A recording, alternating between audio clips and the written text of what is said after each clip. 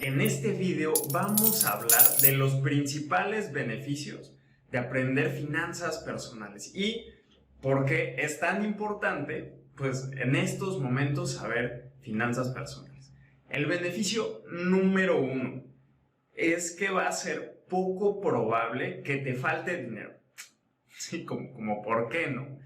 Generalmente cuando tú aprendes y estudias finanzas personales, una de las reglas dentro de un estado financiero, dentro de tus finanzas, pues es que debes de tener ingresos diversificados. Eso quiere decir, en pocas palabras, que debes de tener más de una fuente de ingreso. Porque si no, bueno, pues imagínate que tú tienes 5 fuentes de ingresos, 10 fuentes de ingresos. Y entonces de repente algo pasa y ¡clean! Pues una se fue, ¿no? Una crisis o algo así, pero todavía tienes 9 o todavía tienes otras 4. ¿Qué pasa si algo catastrófico, ¿no?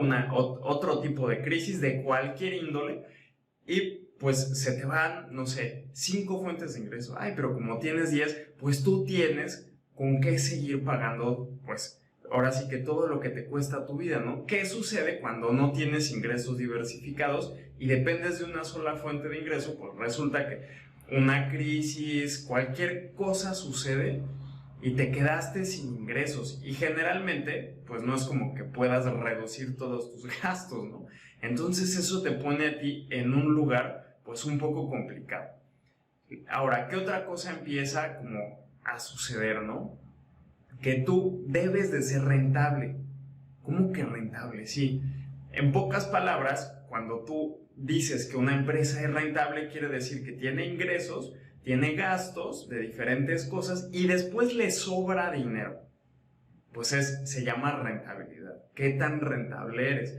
Y bueno, quiere decir que ganas más de lo que gastas. Porque muchas veces, pues si gastas más de lo que ganas, pues entras en una espiral en la que te vas a dar cuenta un año después de que ya tienes deudas o aquí o allá, y bueno, ya, ¿no? Entonces se vuelve complicado. Además, si no eres rentable, pues es imposible ahorrar, es imposible invertir, es imposible tener alguna forma de incrementar tu patrimonio.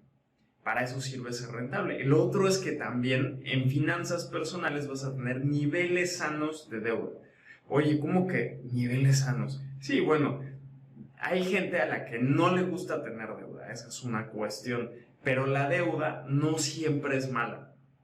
Puede ser buena si la usas para medios productivos o muchas veces para apalancar algo que pues no puedes comprar como de jalón, ¿no? Pero bueno, ahí entran como varias reglas que no discutiremos ahora, porque una cuestión es que vas a aprender a distinguir cuál es una buena deuda y cuál es una deuda que no es tan sana. Y también pues una de las cosas que hace que la deuda, o más bien que te hace sentir a ti que la deuda está sana, pues es que no te limita la vida, ¿no?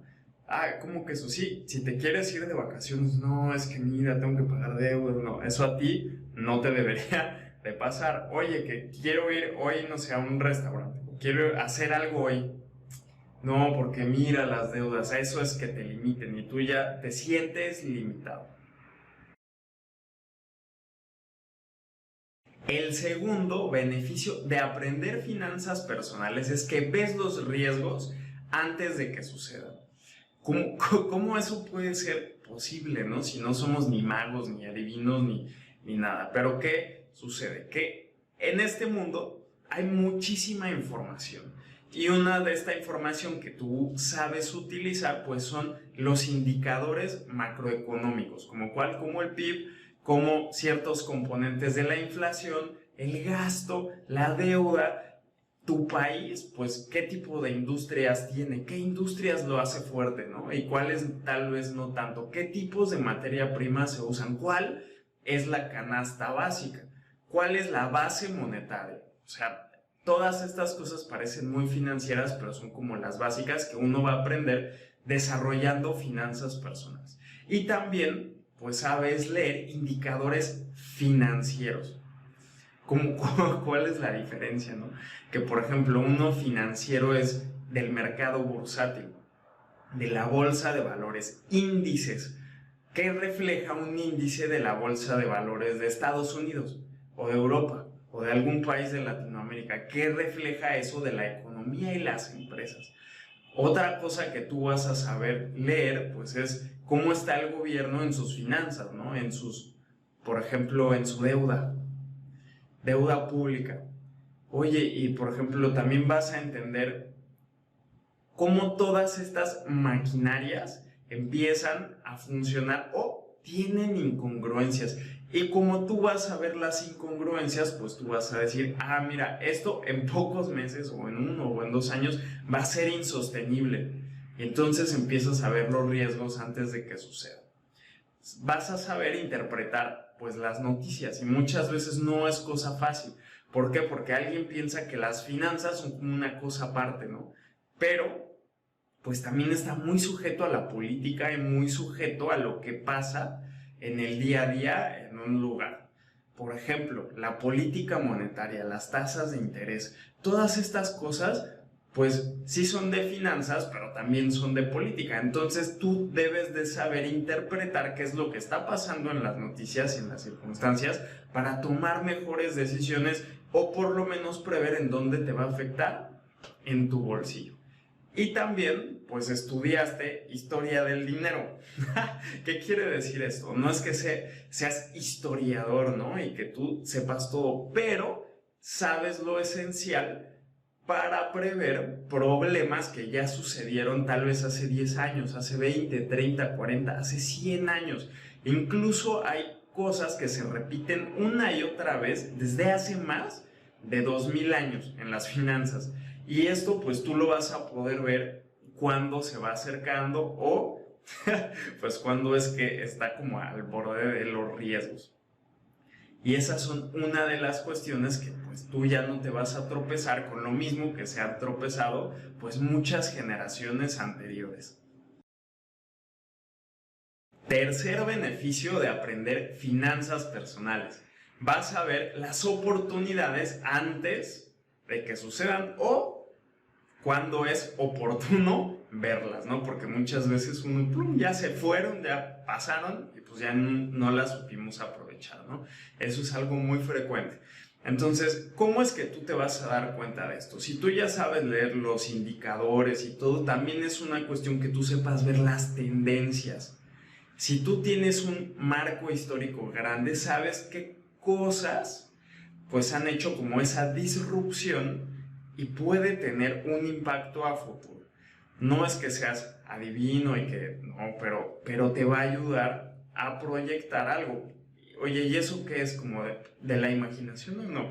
Generalmente vas a saber leer gráficas. Las gráficas de los indicadores y gráficas de otro tipo de cuestiones económicas. Y vas a poder imaginar o vas a poder proyectar, incluso hay formas de proyectar estadísticas de dónde va a estar este o aquel otro indicador si pasan ciertas cosas. Ahora, ¿qué es otra cosa que tú vas a saber? Pues sabes en dónde están los problemas. ¿Y eso para qué me sirve, no? Si mucha gente, no, yo los problemas mejor los evito. Pero muchas veces las oportunidades están en el resolver, pues, esos problemas. Y la gente que se dedica a resolver problemas, pues son las personas que muchas veces pues van a tener finanzas más sanas, porque están ayudando a la sociedad y están dando un valor agregado para mejorar, bueno, la vida y la vida de las personas en general.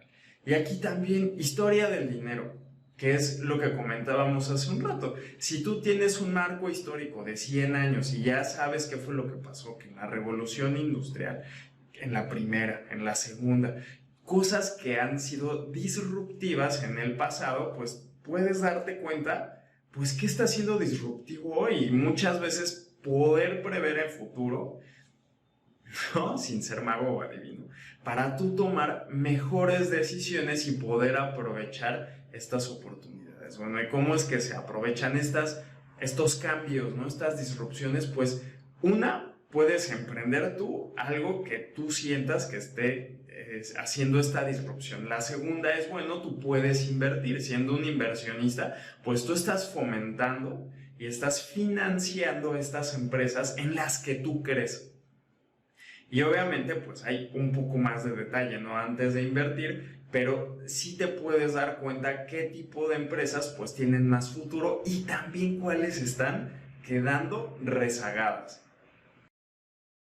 Cuarto beneficio de saber finanzas personales, pues es que vas a apreciar más lo que tienes hoy. ¿Por qué? Porque uno apreciaría más, bueno, porque sabes o valoras lo que cuestan las cosas. Y no me refiero simplemente a un precio, ¿no? A un costo monetario, que muchas veces nos confundimos con eso, ¿no? Uno piensa, es que me costó mucho o está muy caro, pero no solamente son ese tipo de precios los que uno paga por lo que hoy tiene, sino también muchas veces es en tiempo. Acuérdate que el tiempo no te va a regresar de ninguna forma y es uno de los recursos que en finanzas personales tienes que emplear mejor para mejorar tus finanzas personales, ¿no? Entonces tú vas a valorar lo que cuestan las cosas porque estás usando dinero, estás usando tiempo y muchas veces otro tipo de recursos. También vas a valorar lo que no puedes comprar. No, es que mira, los ricos y los pobres, no me refiero a ese tipo de cosas, ¿no? Hay cosas que no tienen un valor tangible y que no puedes comprar, como la felicidad o el amor. Entonces tú te puedes preguntar, oye, ¿eres feliz o no eres feliz? ¿Qué pasa si tienes muchísimo dinero, pero no eres feliz, ¿no? Hay mucha gente que tiene ese problema y ansía ser feliz, ansía una relación amorosa o romántica. Entonces, también te enseña a ti a valorar pues ciertas cosas que no son accesibles simplemente con dinero. Y otra cuestión, pues es que vas a agradecer lo que tienes sin conformarte.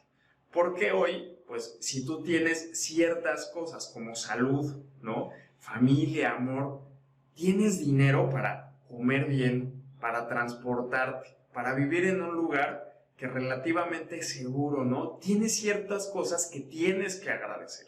Y también, pues, son cosas que te costaron, ¿no? Que te costaron tiempo, dinero. Si hiciste una carrera profesional, pues eso te costó. Si fuiste a la escuela, eso te costó. Si estudiaste, pero es que fue escuela pública, no, te costó tiempo, ¿no? Entonces, al final, pues tienes que agradecer hasta dónde has llegado hoy, pero no por eso quiere decir que tú ya ahí te sientas en el sillón y que la vida pase y ya.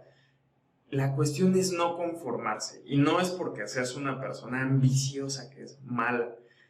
¿Por qué no usar ese tipo de, digamos, ambiciones para algo bueno? Por ejemplo, ayudar a más personas.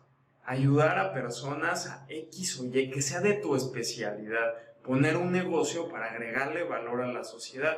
Y el dinero como tal, pues no es una cuestión que tú persigas, sino más bien por más valor que tú le agregues a la sociedad, eso a ti te va a dar pues cierto dinero si lo haces bien. Entonces, total, la idea es también no conformarse.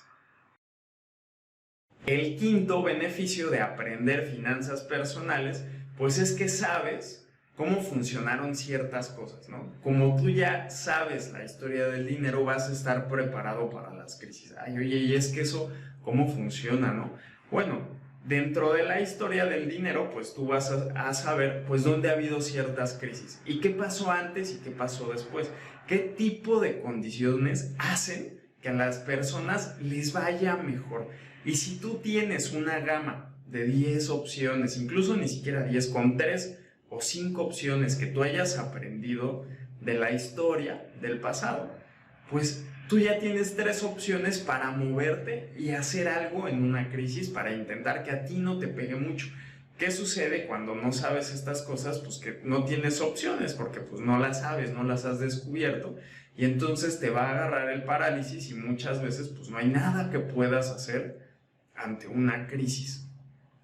Cuando tú también diversificas tus ingresos, pues sabes cómo se comportan esos ingresos en las crisis. Oye, que si yo invertí en acciones, bueno, puedes irte hacia la historia, hacia atrás y ver en qué tipo de crisis, porque ha habido crisis financieras, crisis de guerra, ¿no? Crisis de enfermedades y de salud. ¿Cómo se comporta tu tipo de acción en esas situaciones?